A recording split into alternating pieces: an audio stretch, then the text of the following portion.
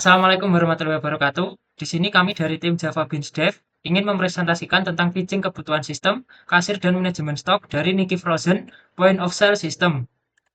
Next. Untuk anggota, saya sendiri Isudin Akmal sebagai Product Owner, ada Hanjaya Hartono sebagai Scrum Master, untuk front-end developer ada Naval Lauza, back-end developer ada Danang Wijayanto, dan Samuel Jari Hartako, serta QA tester ada Ahmad Baihaki. Next. Untuk selanjutnya ada bagian PPT yang akan kami presentasikan. Satu ada latar belakang, dua problem atau permasalahan klien, tiga dampak permasalahan, empat cara kerja sistem, lima software requirement, enam requirement prioritas, tujuh use case, user interaction, delapan product vision atau future development, sembilan resiko atau tantangan pengembangan. Next. Saya akan masuk yang pertama, yaitu latar belakang. Niki Frozen merupakan usaha yang bergerak di bidang penjualan produk frozen food. Dalam kegiatan operasionalnya, toko perlu mengelola berbagai proses penting seperti transaksi kasir, pencatatan stok barang, riwayat transaksi, pengeluaran, serta pembuatan laporan penjualan. Proses tersebut membutuhkan pencatatan yang rapi dan terstruktur agar kegiatan toko dapat berjalan lebih efektif. Namun, pengelolaan data stok dan transaksi yang tidak terintegrasi dapat menimbulkan beberapa kendala, seperti sulitnya memantau jumlah stok secara cepat, risiko kesalahan pencatatan transaksi, keterlambatan mengetahui stok menipis, serta proses pembuatan laporan yang memakan waktu. Hal ini dapat berdampak pada efisiensi kerja kasir, admin, dan owner dalam mengambil keputusan operasional. Oleh karena itu, kami membuat sistem yang bernama Niki Frozen Point of Sale System. Next. Baiklah, untuk selanjutnya saya akan membacakan untuk problem atau permasalahan klien. Ada beberapa masalah utama yang dialami Niki Frozen ya. Untuk yang pertama itu, mencatat transaksi masih berisiko kurang rapi. Jika transaksi tidak tercatat dengan baik, bisa terjadi kesalahan pada total belanja, metode pembayaran, kembalian, atau riwayat transaksi. Nah, untuk yang kedua, stok produk sulit terpantau secara cepat. Admin atau kasir bisa kesulitan mengetahui barang mana yang masih tersedia, mulai menipis atau sudah habis. Nah, untuk yang ketiga, lokasi penyimpanan barang belum terdokumentasi dengan jelas. Karena produk frozen food biasanya disimpan di beberapa freezer atau rak, karyawan bisa kesulitan mencari barang tertentu. Nah, untuk yang keempat, riwayat transaksi dan pengeluaran perlu direkap dengan lebih teratur. Data ini penting agar owner bisa melihat pemasukan pengeluaran dan kondisi operasional toko. Untuk selanjutnya yang kelima, pembuatan laporan masih membutuhkan waktu. Nah, jika laporan masih dibuat secara manual, owner membutuhkan waktu lebih lama untuk mengambil keputusan. Next, selanjutnya. Untuk selanjutnya, pada bagian dampak permasalahan. Nah, jika masalah tersebut tidak diatasi, dampak cukup besar bagi toko. Nah, transaksi bisa salah catat, sehingga laporan penjualan menjadi kurang akurat. Stok barang juga bisa habis tanpa diketahui, sehingga toko kehilangan peluang untuk penjualannya. Nah, selain itu, produk frozen food yang mendekati kadaluarsa bisa sulit dipantau. Pengeluaran toko juga bisa tidak tercatat dengan baik, sehingga perhitungan laba menjadi kurang jelas. Nah, itu akibatnya owner membutuhkan waktu lebih lama untuk mengecek kondisi bisnis dan pengambilan keputusan. Baiklah, untuk selanjutnya.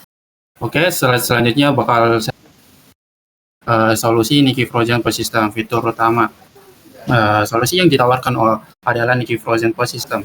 Sistem ini dibuat untuk membantu proses operasional toko agar lebih mudah, cepat, dan terpusat. Melalui sistem ini, kasir dapat memproses transaksi, admin dapat mengolah stok, dan owner dapat melihat laporan toko dengan lebih jelas. Fitur-fitur yang tersedia yaitu yang pertama, yaitu kasir atau pos. Digunakan untuk memproses transaksi menjual, memilih produk, menghitung total pembayaran, memilih metode pembayaran, dan menyimpan transaksi. Terus yang kedua itu barang dan stok. Digunakan untuk mengolah data produk, stok barang, harga, kategori, dan tanggal kadaluarsa, dan status stok. Terus yang ketiga itu tempat penyimpanan. Itu tempat penyimpanan digunakan untuk mencatat lokasi penyimpanan produk seperti freezer atau rak. Setiap lokasi diberi kode tertentu, misalnya A1, A2, B1, dan seterusnya. Dengan fitur ini, karyawan dapat mengetahui lokasi barang dengan lebih mudah dan owner dapat memantau kapasitas penyimpanan.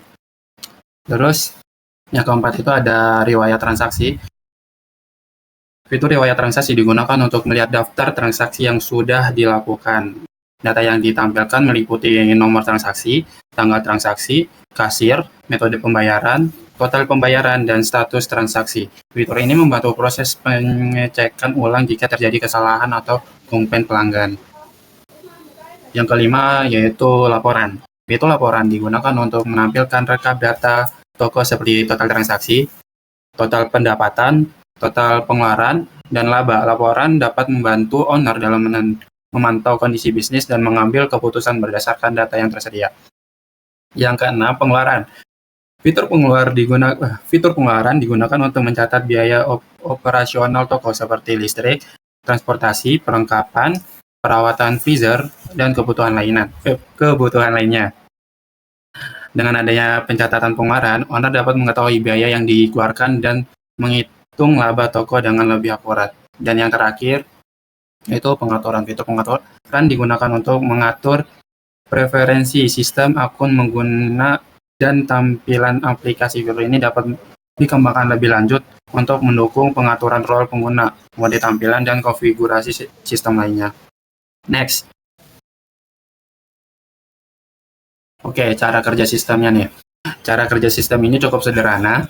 Pertama, kasir membuka halaman pos dan memilih produk yang dibeli pelanggan. Setelah itu, produk akan masuk ke keranjang transaksi. Selanjutnya, kasir dapat menambah atau mengurangi jumlah barang sesuai kebutuhan. Kemudian, sistem otomatis menghitung subtotal, PPN, dan total pembayaran. Setelah pelanggan memilih bayaran, kasir menyelesaikan transaksi dan data transaksi akan tersimpan ke database. Lalu stok barang otomatis berkurang sesuai jumlah barang yang terjual. Setelah transaksi selesai, data tersebut langsung masuk ke riwayat transaksi dan laporan toko. Dengan begitu, owner dapat melihat data penjual secara lebih cepat dan rapi.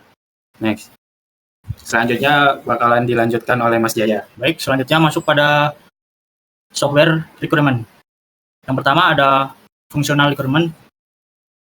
Sistem ini memiliki beberapa kebutuhan utama. Yang pertama, sistem dapat mengelola data produk seperti nama barang, kategori, harga, stok minimum, tanggal kadaluarsa, dan lokasi penyimpanan. Kedua, sistem dapat mencatat stok barang. Jika ada transaksi, stok akan otomatis berkurang. Jika ada barang masuk, stok dapat ditambahkan. Yang ketiga, sistem dapat mencatat lokasi penyimpanan barang.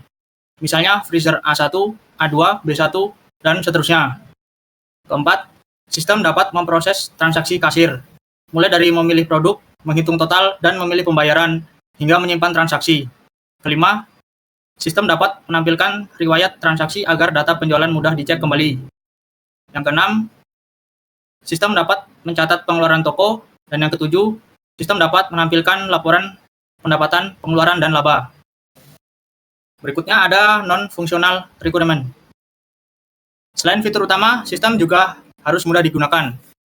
Tampilan dibuat sederhana agar kasir, admin, dan owner tidak kesulitan saat menggunakannya. Sistem juga harus responsif sehingga nyaman digunakan di laptop, komputer, maupun tablet. Data di dalam sistem harus konsisten. Misalnya, ketika transaksi berhasil, stok harus otomatis berkurang dan transaksi harus masuk ke laporan. Karena sistem berbasis web, pengguna cukup membuka browser tanpa perlu instalasi aplikasi tambahan. Sistem juga harus cukup cepat dan stabil untuk mendukung transaksi toko sehari-hari. Selanjutnya ada requirement prioritas. Untuk prioritas tinggi, fitur utama yang harus dibuat terlebih dahulu adalah kasir atau pos.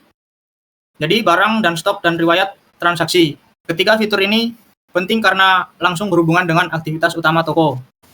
Untuk prioritas sedang, fitur yang dikembangkan berikutnya adalah laporan, pengeluaran, dan tempat penyimpanan.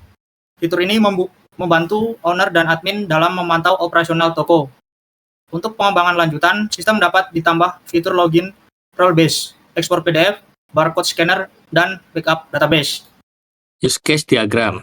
Dalam sistem ini terdapat 3 aktor utama, yaitu admin, kasir, dan owner. Admin bertugas mengelola data produk, stok barang, lokasi penyimpanan, riwayat transaksi, dan pengeluaran toko. Untuk kasir, bertugas menjalankan transaksi penjual. Kasir dapat memilih produk, mengatur jumlah barang, menghitung total pembayaran, memilih metode pembayaran, menyimpan transaksi, dan sistem akan otomatis mengurangi stok. Dan yang terakhir, Onward. Bertugas memantau bisnis. Onward dapat melihat dashboard, laporan penjualan, pengeluaran, laba, stok barang, dan melakukan ekspor laporan. Desain UI. Kasir yang pertama. Halaman kasir dibuat agar proses transaksi menjadi cepat dan mudah. Di halaman ini, kasir dapat melihat daftar produk, mencari barang, memilih kategori, dan memasukkan produk ke ranjang, memilih metode pembayaran, dan menyelesaikan transaksi dalam satu halaman. Dan kedua, barang stok. Halaman ini digunakan admin untuk mengelola data barang. Admin dapat melihat kode barang, nama barang, kategori, harga, stok minuman, tanggal kadaluarsa, dan status barang. Admin juga dapat menambah, mengedit, menghapus, serta mencari data barang. Ketiga, riwayat transaksi. Halaman ini digunakan untuk melihat transaksi yang sudah dilakukan. Data yang ditampilkan meliputi nomor transaksi, tanggal, kasir, total item, metode pembayaran, dan status transaksi. Keempat, laporan. Halaman laporan membantu Onward melihat kondisi toko secara cepat. Di dalamnya terdapat total transaksi, total pendapatan, total pengeluaran, dan laba. Data juga dapat divisualisasikan dalam bentuk grafik agar lebih mudah dipahami. Pengeluaran. Halaman ini digunakan untuk mencatat pengeluaran toko, seperti listrik, gaji, perlengkapan, transportasi, dan biaya operasional lainnya. Dengan fitur ini, Onward bisa mengetahui total biaya toko dengan lebih jelas. Dan keenam, yang terakhir, pengaturan. Halaman pengaturan digunakan untuk mengatur informasi toko seperti nama, toko, alamat, nomor telepon, WhatsApp, NPWP, logo toko, pengaturan struk, pajak, dan pengguna. Selanjutnya, product vision dan future development. Kedepannya, Niki Frozen POS System dapat dikembangkan dengan beberapa fitur tambahan. Yang pertama yaitu login multi-role agar hak akses kasir, admin, dan owner berbeda sesuai tugas masing-masing. Yang kedua, barcode scanner agar proses input produk di kasir menjadi lebih cepat. Yang ketiga, ekspor laporan PDF agar laporan penjualan stok, pengeluaran, dan laba dapat diunduh atau dicetak. Yang keempat, notifikasi stok menipis agar admin segera tahu produk mana yang perlu di restock. Yang kelima, notifikasi barang mendekati kadaluarsa agar produk frozen food bisa lebih mudah dipantau. Dan terakhir, dashboard owner agar owner dapat melihat kondisi bisnis secara ringkas, seperti total transaksi, pendapatan, pengeluaran, laba, produk teralis, dan stok menipis. Next, yaitu risiko atau tantangan pengembangan. Dalam pengembangan sistem ini ada beberapa tantangan yang perlu diperhatikan. Yang pertama, menjaga data transaksi dan stok agar selalu sesuai. Ketika transaksi berhasil, stok harus otomatis berkurang. Yang kedua, memastikan sistem mudah digunakan oleh karyawan. Tampilan harus sederhana agar kasir dan admin tidak bingung saat menggunakan sistem. Yang ketiga, menjaga keakuratan laporan. Laporan yang baik sangat bergantung pada data transaksi dan pengeluaran yang tercatat dengan benar. Yang terakhir, mengelola stok dan tanggal kadaluarsa produk frozen food. Produk harus memiliki data stok, lokasi penyimpanan, dan tanggal kadaluarsa yang jelas. Nah, untuk pemaparannya selesai dari situ. Selanjutnya, saya akan memaparkan lebih detail untuk kontribusi tim. Yang pertama, saya sendiri sebagai requirement analysis front-end presenter. Lalu ada Naval Lauza sebagai UI UX design, mockup, dan user flow. Selanjutnya ada Samuel Jari Hartako sebagai database designer, ERD, dan sistem analis. Ada Ahmad Baihaqi sebagai front-end support, testing, dan documentation. Selanjutnya Hanjay Hartono sebagai repository management, GitHub, collaboration, dan documentation. Terakhir Danang Wijayanto sebagai backend planning, API design, dan Laravel setup. Next. Sekian untuk presentasi pitching deck dari tim kami. Ada kurang lebihnya kami mohon maaf. Wassalamualaikum warahmatullahi wabarakatuh.